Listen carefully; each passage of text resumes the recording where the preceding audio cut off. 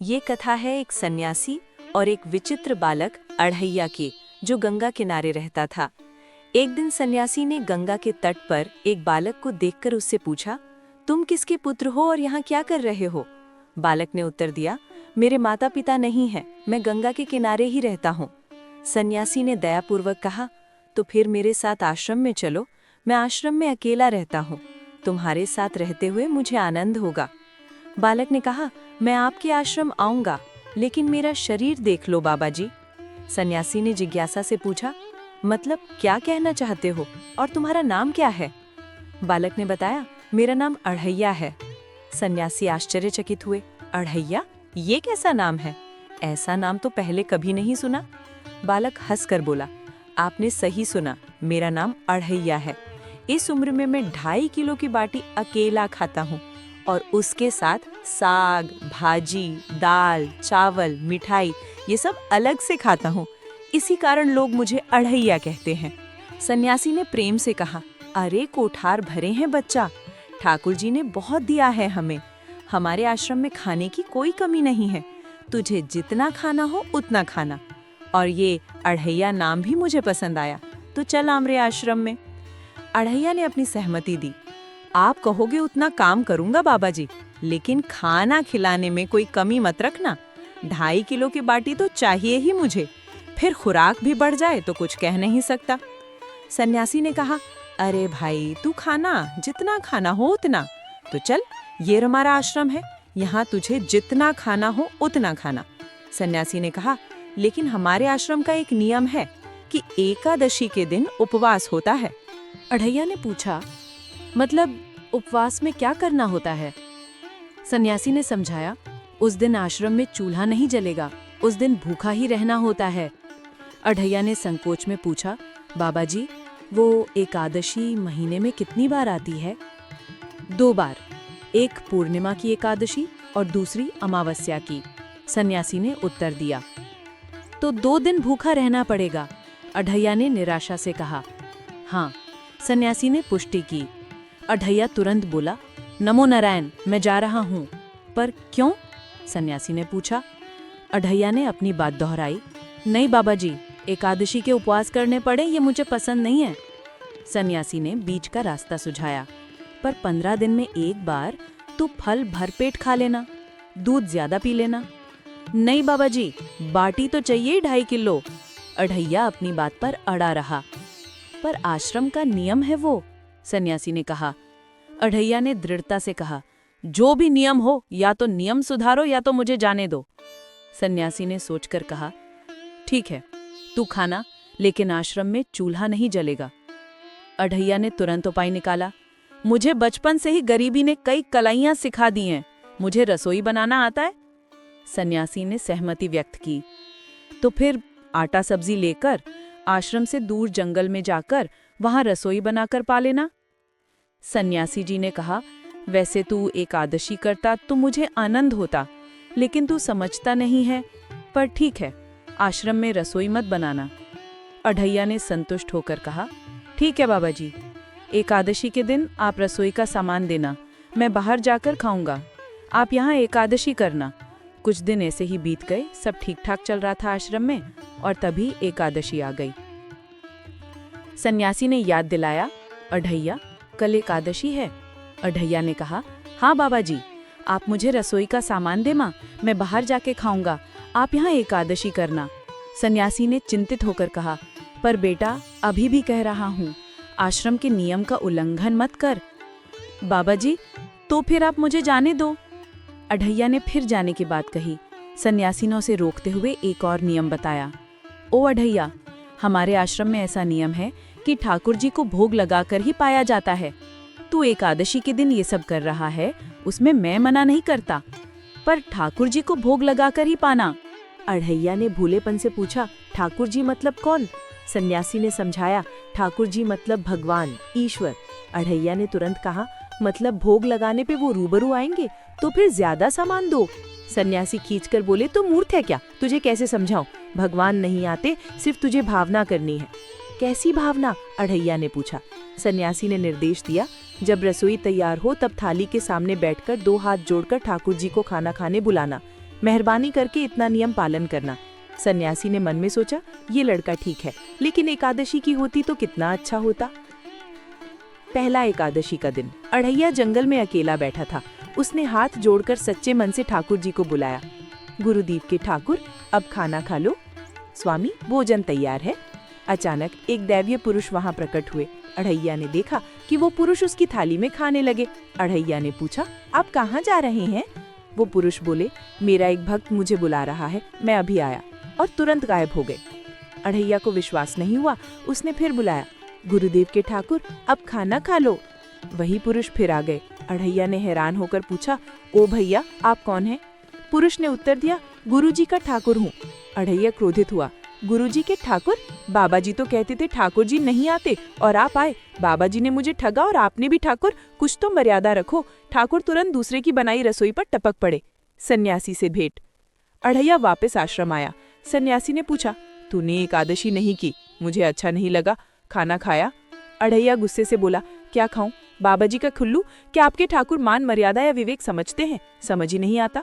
सन्यासी ने डांटा, एक तो एकादशी नहीं की और ठाकुर को क्यों अपवाद कर रहा है? तो क्या करूं? अढ़ैया ने अपनी बात रखी। आपके कहे अनुसार मैंने हाथ जोड़ के बोला, गुरुदेव के ठाकुर पधारो, तो जैसे कुछ नहीं आके सीधा खाने लगा। मेरी बात पूरी हो उससे पहले सब निपटा गया। फुकड़ी के हिंका। सन्यासी ने अविश्वसनीयता से कहा, भगवान थोड़े ही तेरे पास आएंगे। एक तो खाना भी खा लिया और झूठ भी बोल रहा है।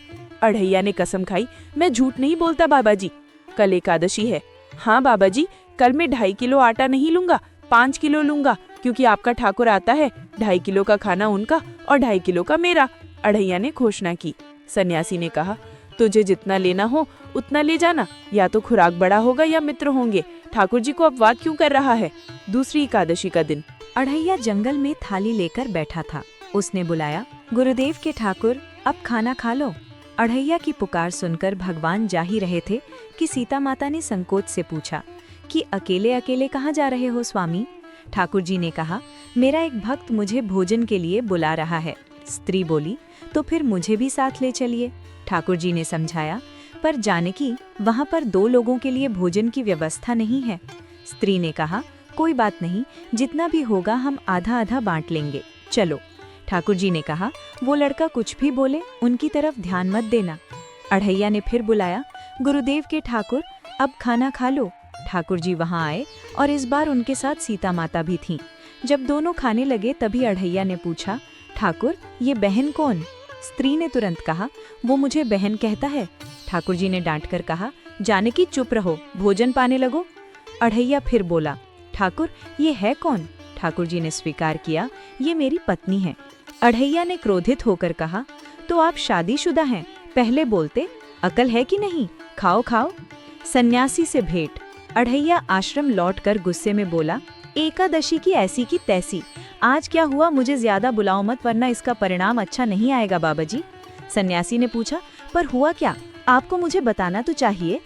अढ़ैया ने अपनी शिकायत रखी, ठाकुर तो आया, लेकिन वो शादीशुदा है और वो बताना चाहिए ना। शादीशुदा है मतलब? सन्यासी ने पूछा। दोनों पति पत्नी आए थे, निर्लज और चुपचाप हंसते थे। मैं इतना गुस्सा करूं और उनको कोई लेना देना ही नहीं। दोनों खा के चले गए। वो बहन अपनी घर में रसोई नहीं बनाती होगी। अढ़ैया ने शिकायत की। सन्यासी ने झिड़क दिया, क्या बकवास कर रहा है? तुझे क्या हो रहा है? ठाकुर तेरे पास थोड़ी ना आएंगे। सन्यासी जी ने कहा, कल एकादशी है। हाँ, आज मैं 5 किलो आटा नहीं लूंगा, 7.5 किलो आटा लूंगा। 2 लोग वो और 1 मैं। सन्यासी ने कहा, तुझे जितना ले जाना हो उतना राशन ले जाना, मैं कब मना कर रहा हूँ, पर तू झूठा नाटक मत कर। नाटक नहीं कर रहा गुरुजी, मैं झूठ बोलता ही नहीं हूँ, आप ही खेल खेलते हो। 2 एकादशी से भूखा मार डाला मुझे। अढ़ैया ने कहा। तीसरी एकादशी का दिन। अढ़ैया ने भोजन तैयार कर बुलाया, गुरुदेव के ठाकुर, अब खाना खा लो।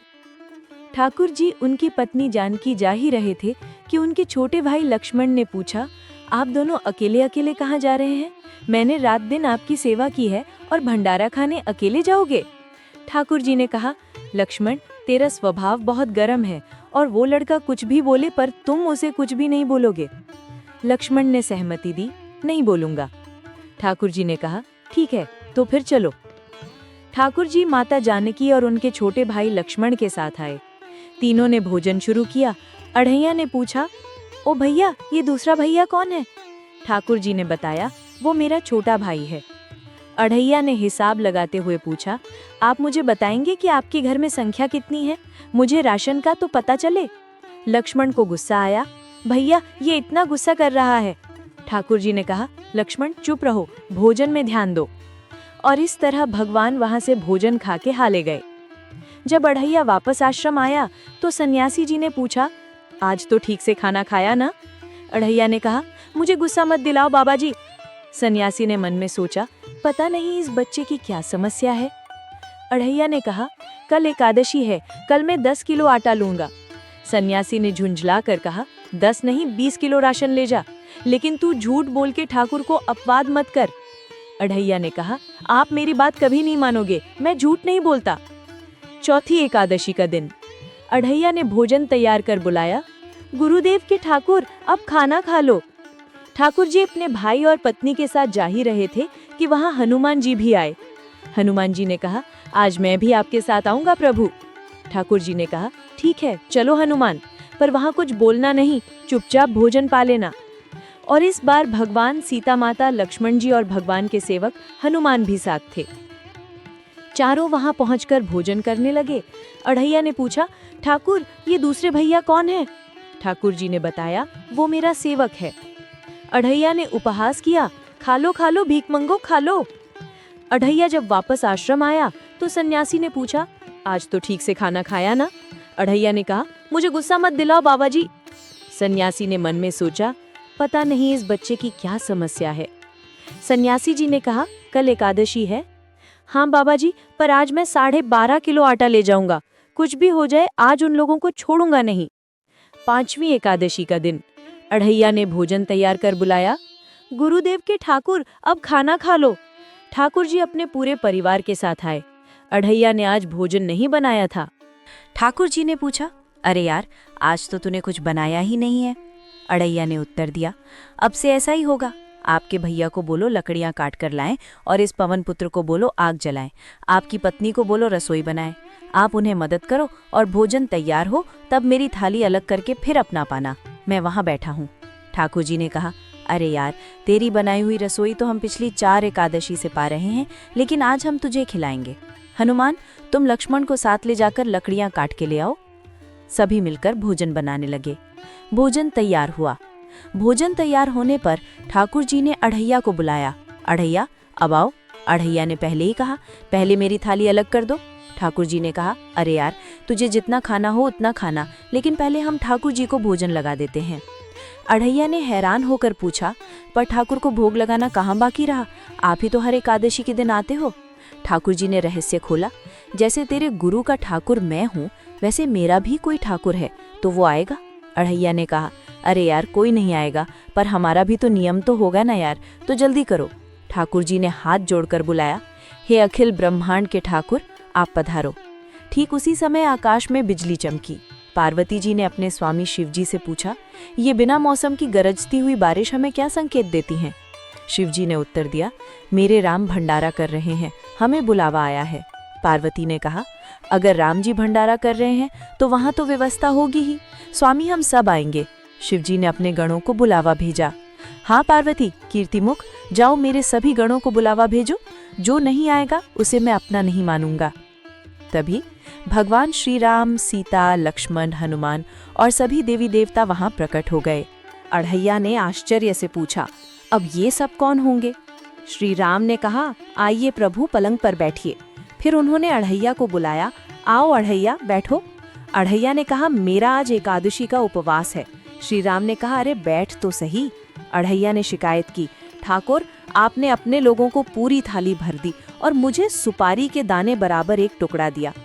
श्री राम ने प्रेम से कहा, अरे तू चख तो सही, तेरी बनाई रसोई तो हम बेटा रोज खाते हैं, आज तू इतना तो चख। जैसे ही अढ़ैया ने वो टुकड़ा चखा, उस पर एक दैवीय अनुभव होने लगा। वो चीखा, बचाओ बचाओ बाबा जी, बचाओ बचाओ। अढ़ैया धरती पर गिर पड़ा। थोड़ी देर बाद अढ़ैया उठा। उसने आंखों में आंसू लिए अखिल ब्रह्मांड के स्वामी भगवान श्री राम के चरणों में गिरकर कहा, हे असंख्य जीवों के मालिक, मुझे माफ कर दो, मैंने आपको बहुत भला बुरा कहा, मैं आपको जान नहीं पाया। श्री राम ने उसे उठाकर गले लगाया। नहीं अढ़ैया, तुम नेक खालिस्ता से मुझे बुलाते थे, तभी तो मैं तुम्हारे पास आता था, और तुम्हारे सभी बंधनों को काटना मेरी जिम्मेदारी थी। जाओ, अब नई जिंदगी की शुरुआत करो। श्री राम जाने लगे। अढ़ैया ने कहा, मैं अब भी आया। उससे पहले ठाकुर और ठाकुर के ठाकुर आप यहाँ से कहीं गए तो आपको राम दुहाई है, मैं अब भी आया। अढ़ैया दौड़कर अपने गुरु सन्यासी बाबा जी के पास गया और पूछा, बाबा जी, कितने सालों से ठाकुर मंदिर में विराजे हैं? सन्यासी ने बताया, 100 साल से। अढ़ैया ने कहा, कभी ठाकुर ने रूबरू आकर भोजन पाया है? तो आओ, ठाकुर भी खा रहा है और ठाकुर का ठाकुर भी खा रहा है। मुझे तंग करना कब छोड़ेगा? 5वीं एकादशी से तू व्रत खंडित कर रहा है। बाबा जी, मैं झूठ नहीं बोल रहा, आप मौका न चूकें बाबा जी, आओ और देखो। सन्यासी ने जाकर देखा तो वे विस्मित हो गए। उन्होंने अढ़ैया को गले लगा लिया और कहा, तू महान है, अरे तू महान है। वास्तव में मुझे मेरे राम के पैर पड़ना चाहिए, लेकिन फिर भी मैं तेरे पैर पड़ता हूँ, क्योंकि तेरी इस क्रांति की वजह से मैंने अपने ठाकुर को पाया। तूने मेरे हरि को प्राप्त किया। तू महान है, अरे तू महान है अढ़ैया। जिसे दुनिया नियम तोड़ने वाला समझती रही, वो बालक वास्तव में भगवान का सच्चा उपासक निकला। अढ़ैया ने हमें ये सिखाया कि भक्ति का माप नियमों से नहीं, हृदय की सच्चाई से होता है। जब मन निर्मल हो तो ठाकुर भी उतर आते हैं रसोई में, और जब हृदय में प्रेम हो तो ईश्वर भी साधारण मनुष्य बन जाते हैं। अगर आपको ये कथा हृदय को छू गई हो तो इस वीडियो को लाइक करें, चैनल को सब्सक्राइब करें और कमेंट में लिखें जय श्री राम।